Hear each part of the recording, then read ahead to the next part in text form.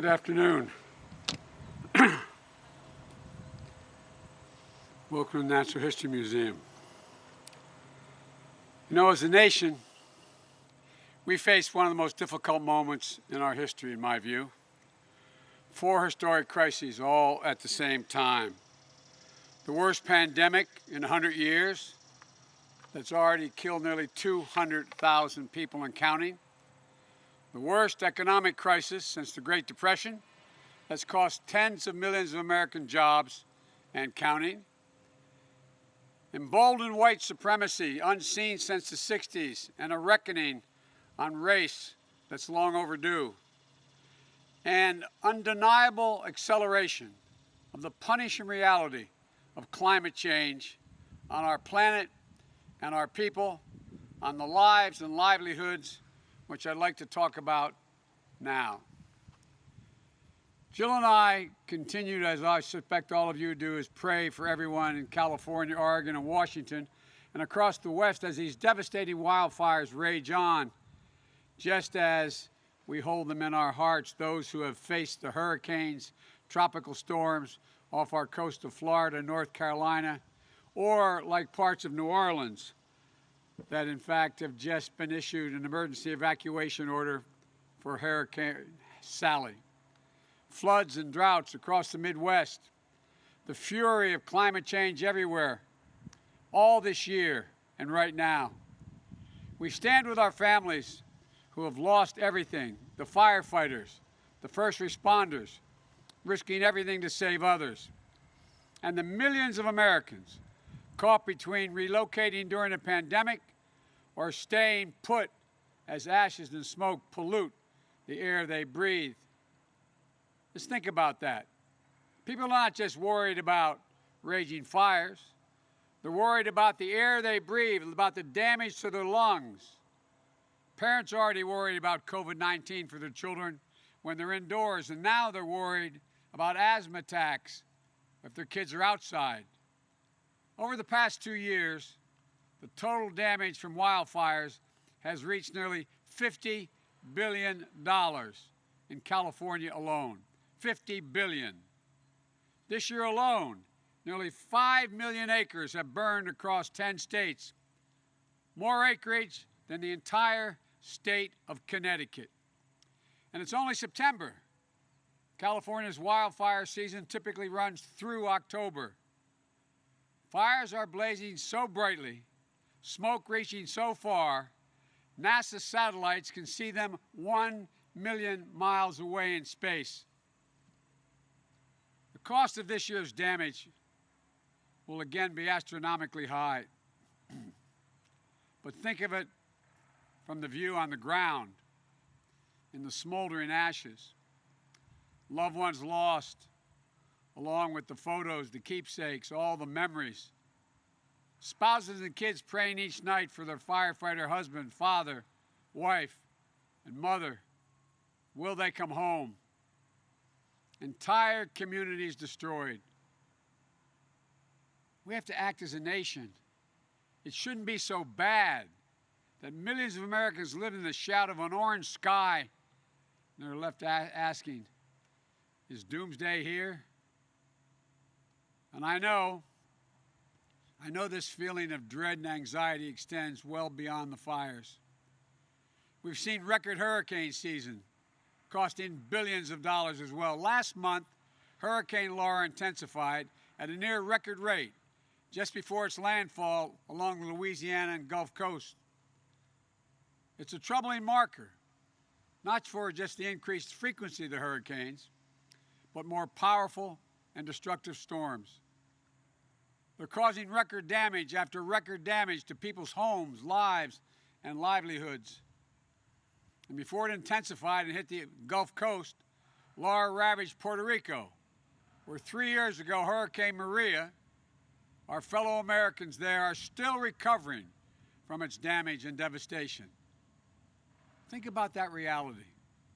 Our fellow Americans are still putting things back together from the last big storm as they face the next one. We've also seen historic flooding in the Midwest, often compounding the damage delivered. by last year's floods that cost billions of dollars in damage. Many of you traveled through the Midwest me on that bus tour and you saw it. This past spring in Midland, Michigan, experienced a flood so devastating with deadly flash flooding, overrunning dams and roadways that it displaced 10,000 residents. It was considered once in a 500-year weather event. But those once in many generation events, they're now happening every year. The past 10 years were the hottest decade ever recorded. The Arctic is literally melting. Parts are actually on fire. What we're seeing in America, in our communities, is connected to all of this. With every bout with nature's fury caused by our own inaction on climate change, more Americans see and feel the devastation, whether in a big city, small towns, on coastlines, or in farmlands. It's happening everywhere, and it's happening now, and it affects us all.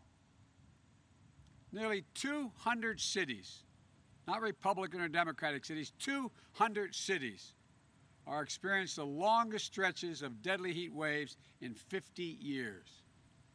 It requires them to help their poor and elderly residents adapt to the extreme heat to simply stay alive, especially in the homes without air conditioning, which many don't have. Our family farmers in the Midwest are facing historic drought. Those follows record floods and hurricanes, sped by windstorms all this year. The speed of those windstorms has been incredible when you saw it on television or saw it in person. It's ravaged millions of acres of corn, soybeans, and other crops. Their very livelihoods, which sustain their families and our economy for generations, is now in jeopardy. How do they pay their bills this year? What will be left to pass on to their kids? And none of this is happening in a vacuum. A recent study showed air pollution is linked with increased risk of death from COVID-19. Our economy can't recover if it can't build back. With more resiliency, more ability to withstand extreme weather that will only come with greater frequency and intensity. The unrelenting impact of climate change affects every single solitary one of us. But too often, the brunt falls disproportionately on communities of color, exacerbating the need for environmental justice. Sorry, as a bug. Speaking of the environment. These are interlocking crises of our time. It requires action, not denial. It requires leadership, not scapegoating. It requires the president to meet the threshold duty of the office, to care for everyone, to defend us from every attack, seen and unseen, always and without exception. Because here's the deal. Hurricanes don't swerve to avoid red states or blue states. Wildfires don't skip towns that voted a certain way. The impacts of climate change don't pick and choose. That's because it's not a partisan phenomenon. It's science. And our response should be the same, grounded in science, acting together, all of us. But like with our federal response to COVID-19, the lack of a national strategy on climate change overall leaves us with a patchwork of solutions. As a matter of fact, it's been made worse by the changes this administration has made. I'm speaking from Delaware. We're the lowest lying state in the nation relative to sea level. Where just last week, Delaware State Attorney General sued 31 big fossil fuel companies, alleging that they knowingly wreaked havoc and damage on climate, our climate. Damage that is plain for everyone to see but the president.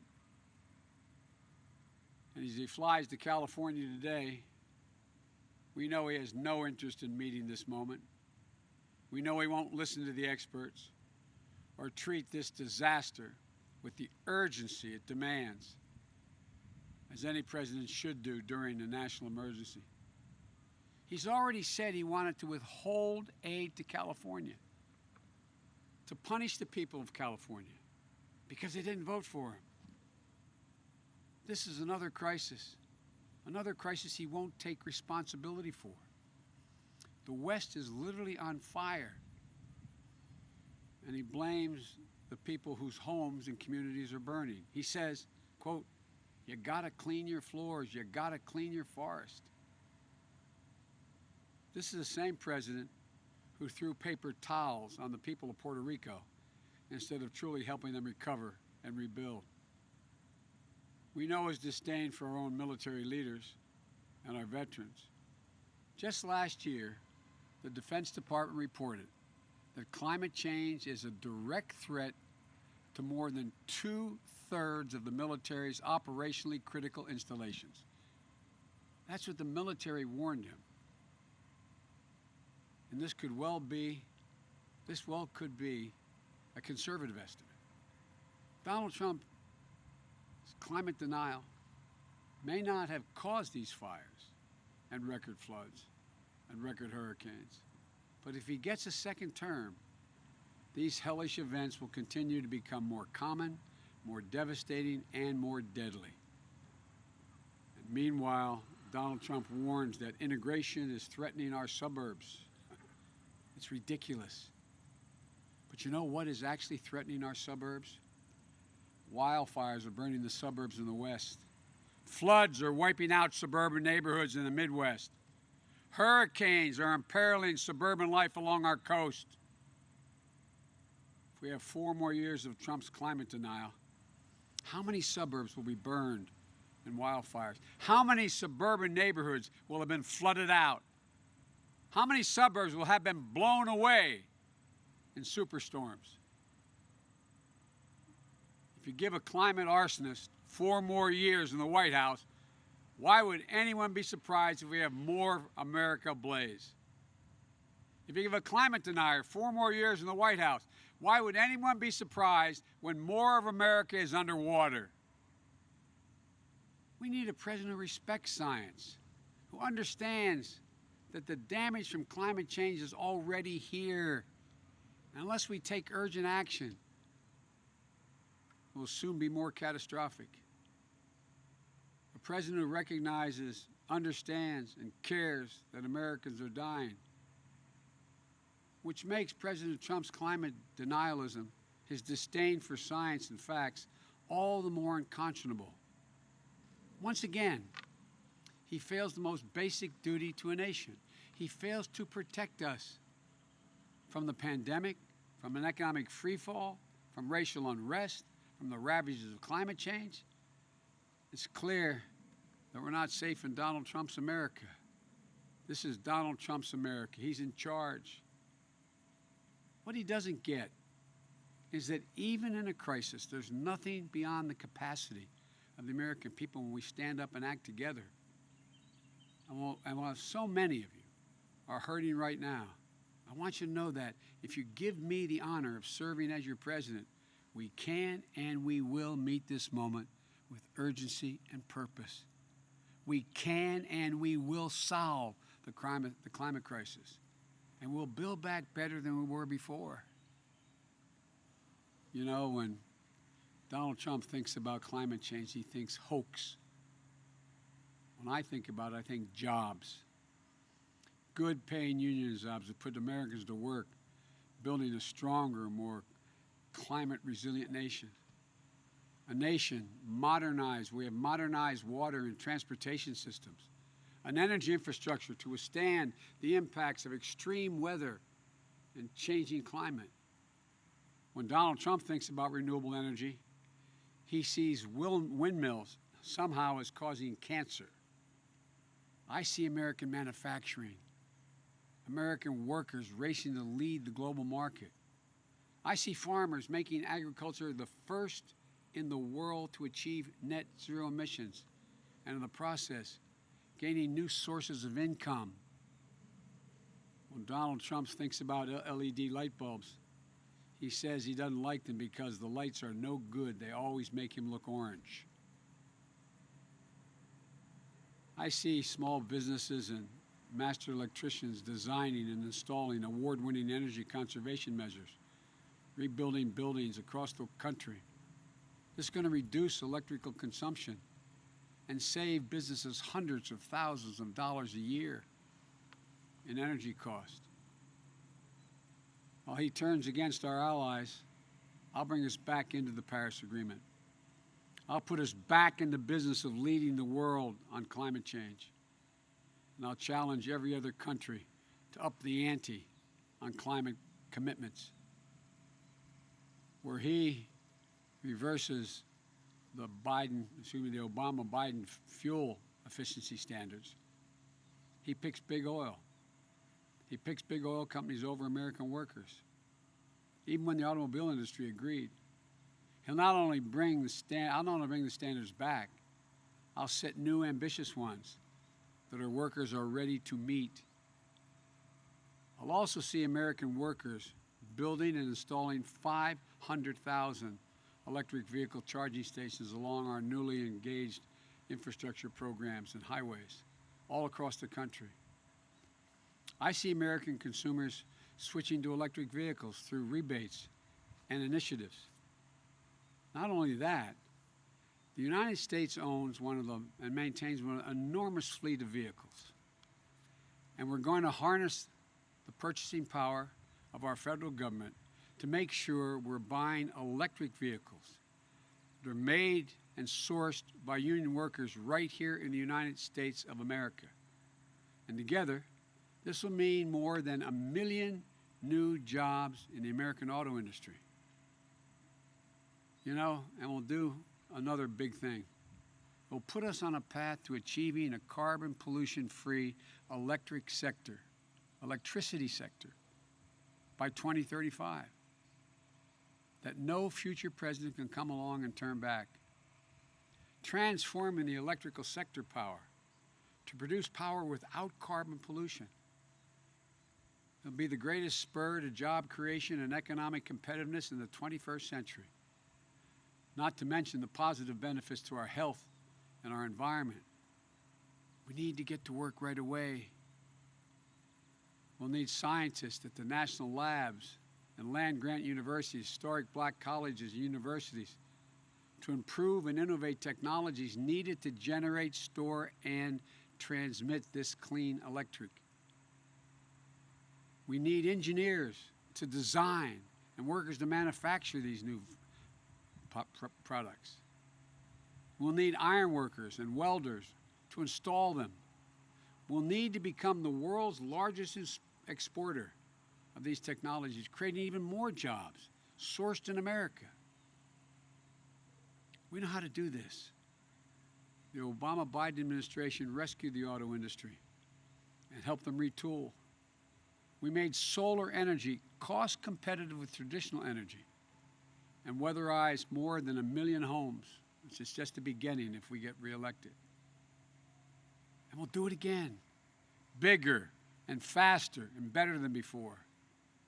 We'll also build 1.5 million new energy-efficient homes and public housing units that will benefit our communities and 3 times over by eliminating the affordable housing crisis, by increasing energy efficiency, and by reducing the racial wealth gap linked to home ownership.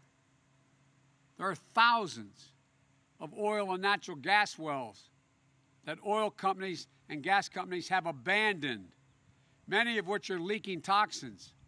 We can create 250,000 jobs now by just plugging those wells right away. Good union jobs for energy workers. This will help sustain communities and protect them from the environmental damage as well. We'll also create new markets for our family farmers and ranchers. We'll launch a new modern civilian climate corps to heal our public lands and make use of us less vulnerable, make us much less vulnerable to wildfires and floods. I believe that every American has a fundamental right to breathe clean air and drink clean water. And I know that we haven't fulfilled that right yet.